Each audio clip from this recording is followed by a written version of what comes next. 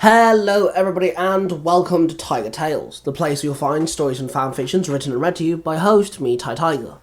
Let's dive back into a one-off short story series of mine where I create, draw and then make a story for new Power Rangers.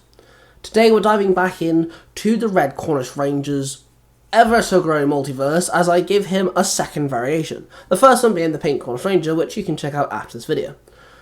This is the Crimson Cornish clone. Yes, I cloned Mark the Red Cornish Ranger. That being said, this will also end up being attached to the Task Force Hojo storyline of mine, but that's more on that later on. So let's dive in with today's story.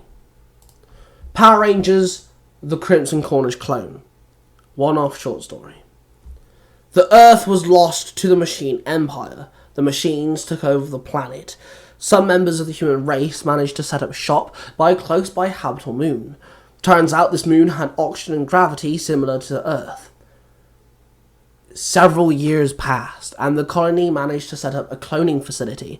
They cloned the DNA of certain rangers that they managed to get before leaving Earth. They had access to the morphing grid and tried to clone their morphing powers as well, the best they could, but they could only ever get so close. They managed to successfully clone 5 rangers: Rocky, the Blue Zeo Ranger, Danny, the Black Wild Force Ranger, Mike, the Green Samurai Ranger, Kendall, the Purple Dino Charge Ranger, and Mark, the Red Cornish Ranger. The clone of Mark was the first one to learn to speak and stand, and he picked up listening and learning very quickly. The head of the project, Dr. Bailey, walked up to the clone and dubbed him K-Ram, Mark backwards. "Hello, K-Ram. How are you today?" Dr. Bailey asked. "Good, thank you, Doctor," K-Ram replied. "Shall we go and do some training?" the doctor asked him with a small smile.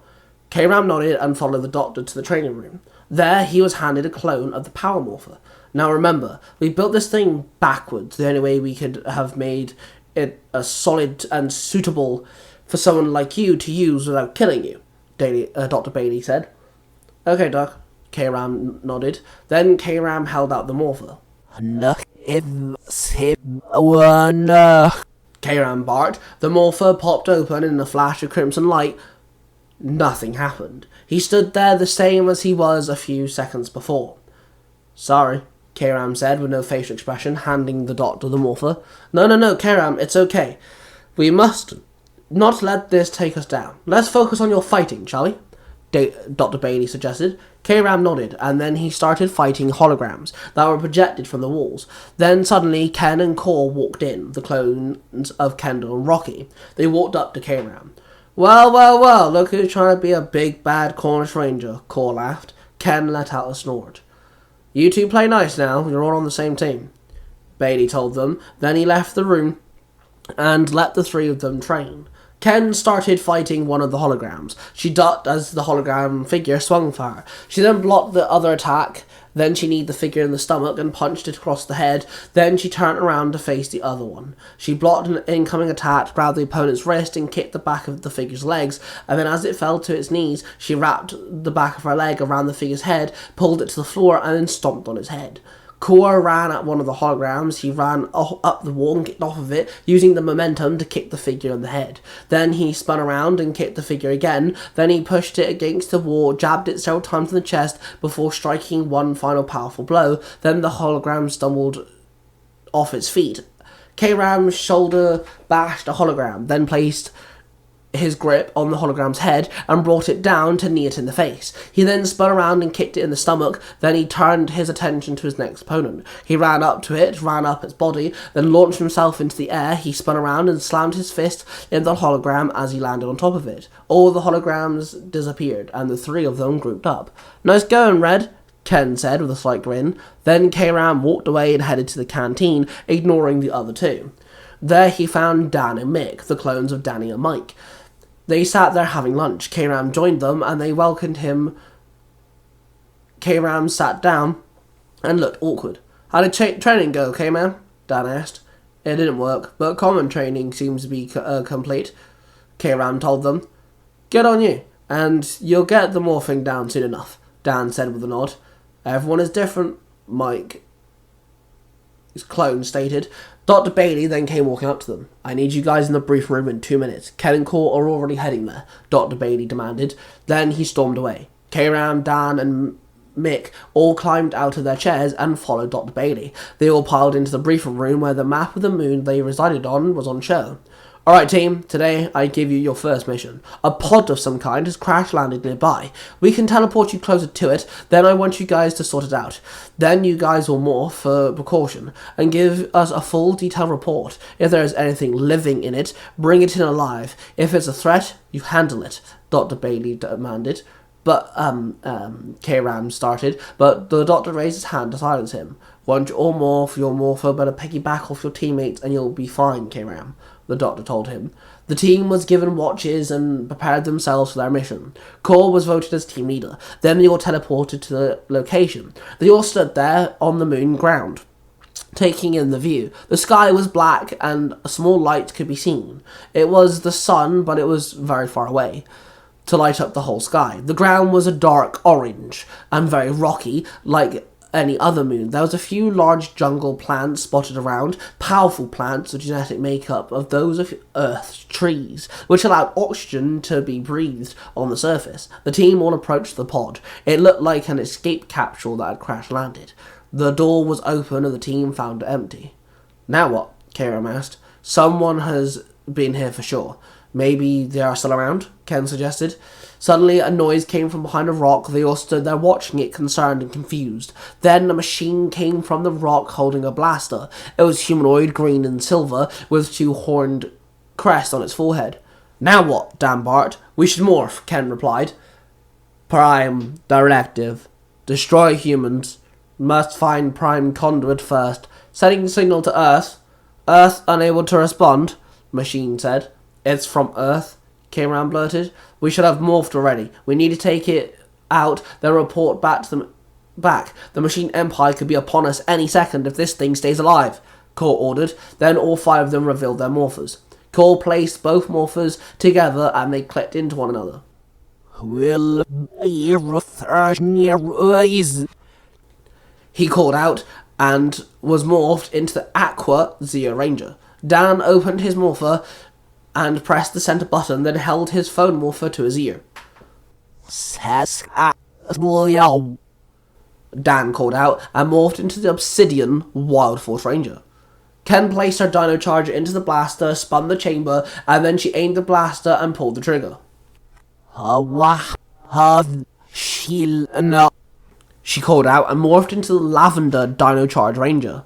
Mick held out his morpher and wrote his symbol, then flicked his wrist. He called out and morphed into the Hunter Green Samurai Ranger. K-Ram held out his power morph.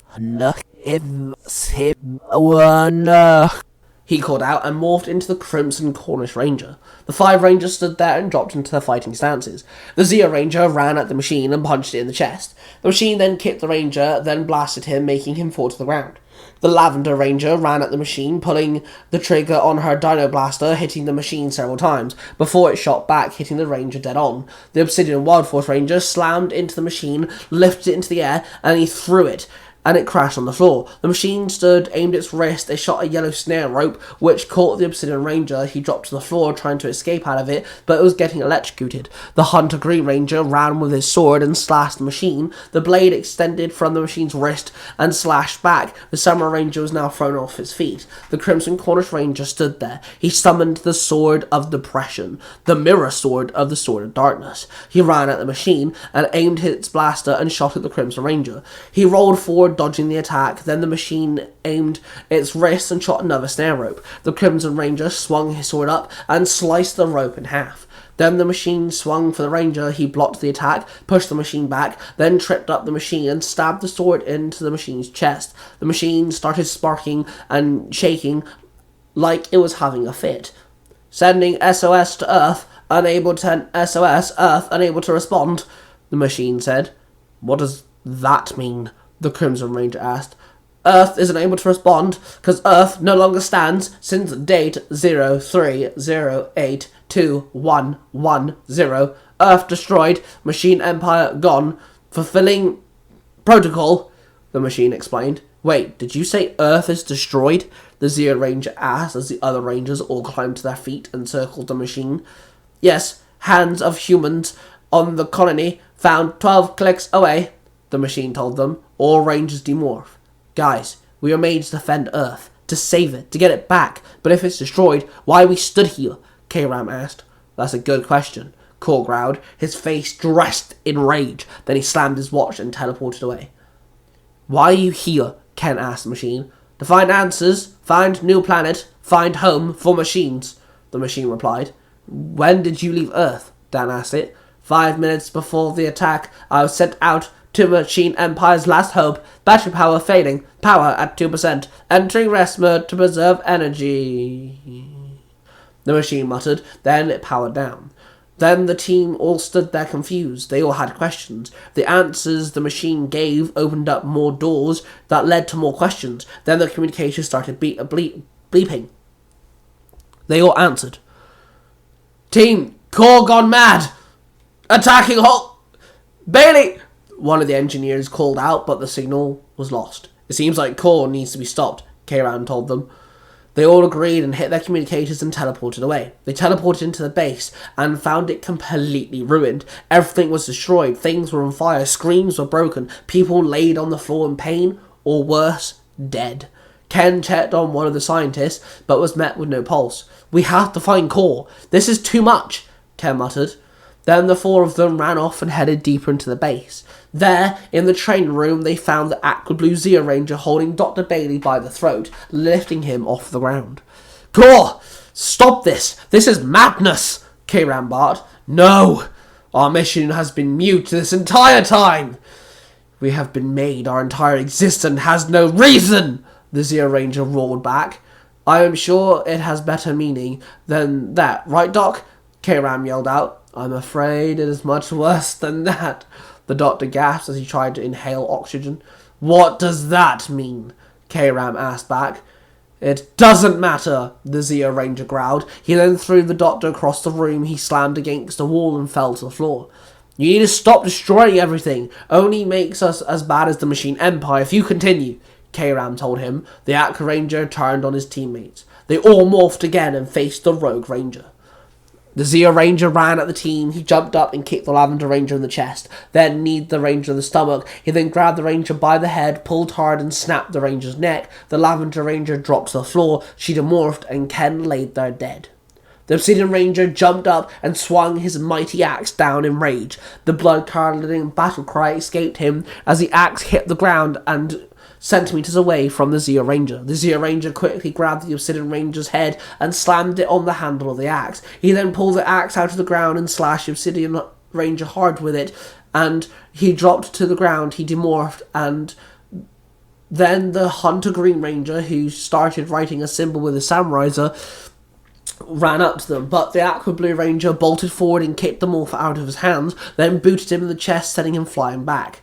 The Crimson Ranger summoned his sword and ran at the Aqua Ranger. He slashed the Ranger several times before tripping him over. The Aqua Ranger jumped to his feet quickly. Then he threw his fist, but the Crimson Cornish Ranger clenched his fist around the sword's dark energy emanating off of it, starting to increase. He could feel the sword's power growing. Then the Crimson Cornish Ranger jumped up and swung his sword. He landed an attack which struck the Aqua Ranger hard. The Aqua Zeo Ranger dropped to the floor and demorphed. Then, so did the Crimson Cornish Ranger. K-Ram ran over to the doctor and pulled him to his feet. Thank you, K-Ram. It always happens. It usually does. It's always Core as well, Dr. Bailey told him. What do you mean it's always Core? K-Ram asked. Well, normally when I replay the experiment, I don't usually lose all my assistants this quickly. Luckily, their cloning process is pretty quick, the doctor explained. Hang on. Everyone in here's a clone? K-Ram asked. Yes, dear boy, the doctor nodded. What about Earth? Or the human race? K-Ram blurted. His mind started racing. Earth was destroyed many years ago.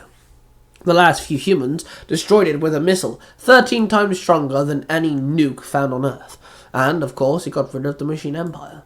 A few of them escaped, but they kept on sending these scouts, which is what you guys just destroyed. I was hoping it wouldn't relay the information to you, but I digress. Luckily, you're always around, K-Ram, and I know you'll be better next time, the doctor told him, placing his hand on K-Ram's face. What do you mean next time? Where are the other humans? K-Ram barked, pushing the doctor back. My dear boy, I'm the last man on Earth. I had to take precautions to protect the cloning process, to protect the next step of the human race, the doctor snapped. So we are made for no reason, living under a false prefect. That we could save a race and a planet that does not exist? K-Ram roared. Maybe, yes. But I have restarted many times to make sure I get it right. This is the fourth try now? And it's miles ahead of the first one. Hell, it's miles ahead of the last one. The last one... You won't understand. But the last one will be perfect. I hate to think you won't remember, Dr. Bailey told him. Wait, what do you mean I won't remember? K-Ram asked. Well, you see, I, as a young boy, was saved by the Red Cornish Ranger. Time jump 40 years and I'm being shipped to a moon. I have Mark's DNA. So I cloned him and made you. I raised you. And then when everything happened, I decided I cannot kill you. I reset everything when I'm done. I lose 10% of the DNA every time. Then I clone them. You're the boy. The perfect one. And then I wipe your memories instead of cloning you. You'll be perfect. And you'll be mine again, the doctor sighed. Screw you. K-Ram barked. Then he summoned his sword and it started floating. He morphed without his morpher. Rage fueled him. Pain flowed through his veins. The Crimson Cornish Ranger raised the sword high in the sky. The sword burst with black, pure, evil energy. Then a shimmer of blue. A bright light burst from the sword. It struck the ceiling, making it crack. Pieces started falling. Please, K-Ram. I know you're upset, but I promise I won't reset your memories. We need to preserve the human race. You can help on the next one if you wish, Dr. Bailey yelled as the force rippling off the sword started pushing him back. There won't be a next one, the Crimson Cornish Ranger screamed. Then he swung his sword. The entire building was destroyed. Everyone was crushed underneath. The entire base now flattened into nothing but piles of rubble. It fell apart and burned. Several hours later, K-Ram was sat on a rock. The base he knew, his entire existence, every existence, was nothing but rubble sat behind him. He sat there with a sigh, his team, his creator, everyone he's ever known dead. The mission he was made to complete was nothing but a folk tale made to keep his mind in a fog. K-Ram sat there lost and confused. Suddenly, a portal opened and two girls and a guy walked out. Hello, K-Ram. My name is Aisha, the Purple Ultra Ranger from Universe 19. This is Minnie, the Pink Cornish Ranger, and Chad, the Wakanda Ranger. The black woman said. How do you know my name? K-Ram snapped. He jumped off his rock and held his fists up. Whoa, hey, my name is Minnie. I'm the Cornish Ranger like you, the other girl told him. Are you a clone of Mark as well? K-Ram asked her. No, he's my father. Well, in my universe he's my father. I'm his replacement, but I'm part of something better. Aisha has a team of rangers across the multiverse, and we help universes who have no help. We want you to join us, Minnie explained. What? Why? I can't leave, K-Ram sighed. Dude, there's nothing here. You're alone, man. Chad chuckled. Aisha nudged him in the chest. What Chad means is you're a strong ranger, and everyone needs a friend every now and then. You can come help people and do good, Aisha told him. K-Ram looked at the destruction that laid in front of him. He took a deep breath and looked at the three rangers. Count me in, K-Ram muttered. Then Aisha led him through the portal. There he entered a white and silver base, sat in a purple void, the void that sat between universes. Welcome to Task Force Hojo, Aisha said with a grin. K-Ram stood there with awe. A small grin appeared on his face. He felt a sudden calmness soothe his unknowing of the future. He stood there ready to be a ranger and a savior like he was made to be. And there you have it, guys. Another installment of my one-off short stories, Power Rangers, and a little tease of Task Force Hojo. At the end there, I gave you a little something that will be further explored later on. Thank you all for checking out this video. Please go check out the original Red Cornish Ranger and his podcast, Nerds Through Comic. There you'll find his story of Power Rangers World Britannia, and also the ever-growing Universe 20. Me and Mark are 2 of the 3 members of the 3 Ranger Bros. Make sure you check out the 3rd member, Cosplay 267, with his podcasts, which are Storytime with Cosplay 267, Power Rangers Universe 19, Sailor Moon E, One Piece the audio drama, and of course, The Order. And then his YouTube channel, Nostalgia Time. I actually upload on several of them as well as my own stories, so make sure you go check them out. Then, of course, make sure you check out the other Tiger Tales channels. We have Tiger Tales The Lost Stories, where you'll find more stories like this one, but all of them in the first-person perspective. Tiger Tales Game Over, where you'll find more stories, but they're all video game related. And Tiger Tales The Mysterious Origin, where you'll find the original storylines, all of my own, and the beginning of every tale on every Tiger Tales channel. That being said, don't forget to subscribe to this channel, and of course, I shall see you guys real soon.